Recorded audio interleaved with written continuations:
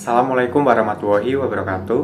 Salam hormat saya sampaikan kepada Ibu Anggi Sri Mudianti Sukamto STMT selaku dosen manajemen proyek perangkat lunak.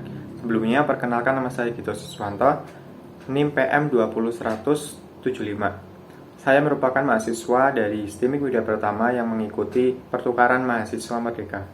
Pada kesempatan kali ini saya akan mempresentasikan materi pertemuan ketiga dari mata kuliah manajemen proyek perangkat lunak. Berikut presentasinya. Berikut adalah daftar isi yang saya gunakan sebagai acuan dalam melakukan presentasi pada kali ini. Yang pertama, apa itu manajemen?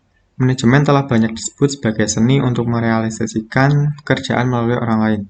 Dalam kaitannya dengan organisasi, bisa berarti bahwa para manajer dalam mencapai tujuan organisasi dengan cara peraturan orang lain, misalkan staf atau para karyawan, untuk melakukan berbagai pekerjaan sesuai dengan tujuan organisasi tanpa harus melakukan dengan tangan sendiri.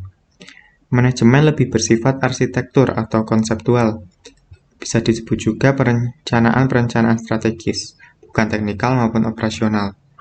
Manajemen mencangkup fungsi perencanaan, penetapan apa yang akan dilakukan, kemudian pengorganisasian atau perancangan dan penugasan kelompok kerja, penyusunan personalia, meliputi penarikan, seleksi, pengembangan, dan penilaian prestasi kerja, pengarahan atau motivasi kepemimpinan, integritas, dan pengelolaan konflik dan pengawasan. Yang kedua, organisasi. Secara teori dan konseptual, pengertian organisasi dapat dipahami dari para ahli. Di antaranya adalah Edgar Hughes. Menurutnya, organisasi dapat dilihat dari 3 perspektif, yaitu yang pertama perspektif 1, melihat organisasi atau manajemen dari perspektif rancangan yang berstruktur. Aliran-aliran perspektif ini terfokus pada isu-isu tentang bagaimana organisasi seharusnya disusun, fungsi-fungsi yang seharusnya dijalankan, siapa yang seharusnya menjadi pemimpin, dan bawahan serta gaya kepemimpinan apa yang harus dijalankan. Kemudian yang kedua adalah perspektif 2, sering disebut dengan aliran pekerjaan workflow. Operasi ini mempergunakan teknik-teknik yang kemudian dikenal sebagai riset operasional. Ciri-cirinya adalah sebagai berikut. Yang pertama adalah melakukan formulasi persoalan. Kemudian menyusun konstruksi model matematis untuk menampilkan suatu sistem yang sedang dipelajari. Ketiga, menarik suatu kesimpulan dari model yang disusun tersebut. Yang keempat, menguji model dan kesimpulan-kesimpulan yang ditarik model tersebut. Yang kelima, menetapkan kontrol atas kesimpulan-kesimpulan yang diambil. Yang keenam, mengambil kesimpulan untuk melaksanakan implementasi. Ketiga adalah perspektif 3, dinamakan perspektif kemanusiaan atau the human perspective. Cara pandang ini lebih menekankan kepada unsur manusia, karena dalam setiap kerja kelompok, unsur manusia lebih memegang peranan dibanding dengan struktur dan hierarki yang terdapat pada setiap jajaran organisasi.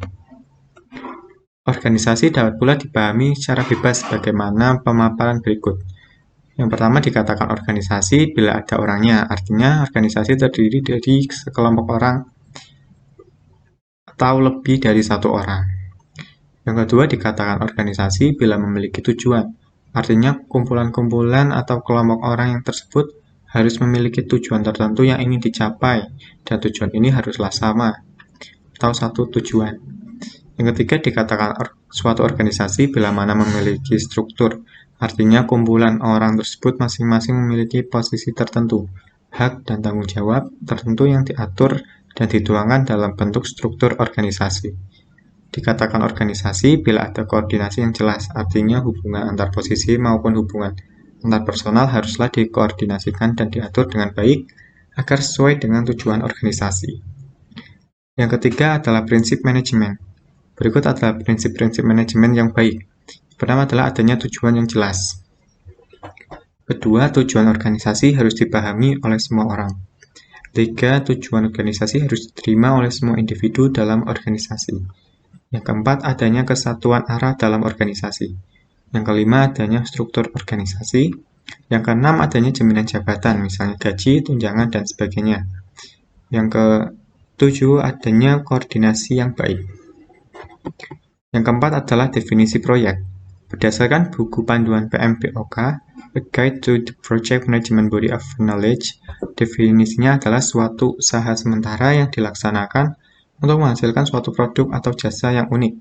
Oleh sebab itu, yang pertama adalah sementara berarti setiap proyek memiliki tanggal mulai dan selesai yang tertentu. Unik berarti produk atau jasa yang dihasilkan adalah berbeda dari produk atau jasa sejenis lainnya. Tidak ada dua proyek yang 100% sama. Dengan kata lain, setiap proyek harus memiliki awal dan akhir yang jelas, memiliki sekumpulan aktivitas yang berurutan di antara dua kejadian tersebut, serta memiliki suatu sasaran tertentu. Yang kelima adalah ciri-ciri proyek. Yang pertama, bertujuan menghasilkan lingkup tertentu berupa produk akhir atau hasil kerja akhir. Yang kedua, dalam proses mewujudkan lingkup yang dimaksud, maka ditentukan jumlah biaya, jadwal, kriteria mutu, serta sumber daya yang diperlukan. Yang tiga, bersifat sementara dalam artian adanya batasan waktu yang telah ditentukan, yaitu dengan selesainya tugas. Titik awal dan akhir ditentukan dengan jelas.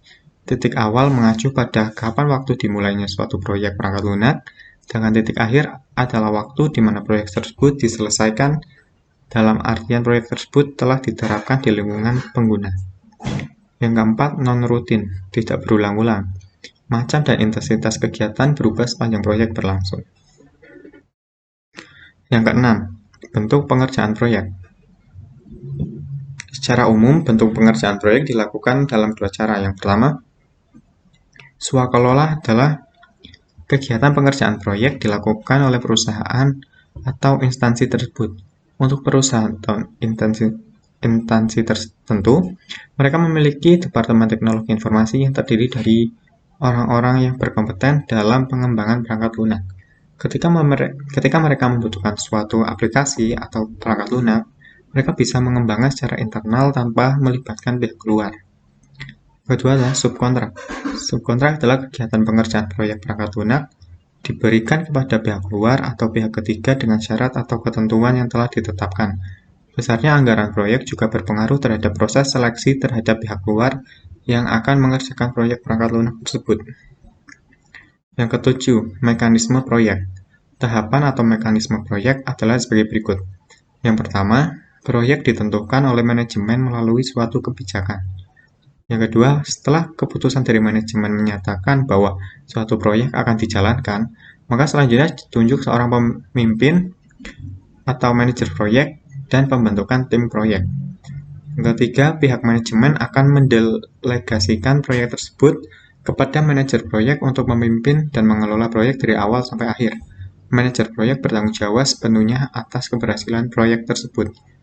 Yang keempat, dalam kegiatan keseharian, seorang manajer proyek akan mengordinir tim proyek dan bertanggung jawab atau melaporkan setiap kegiatan proyek kepada pihak manajemen.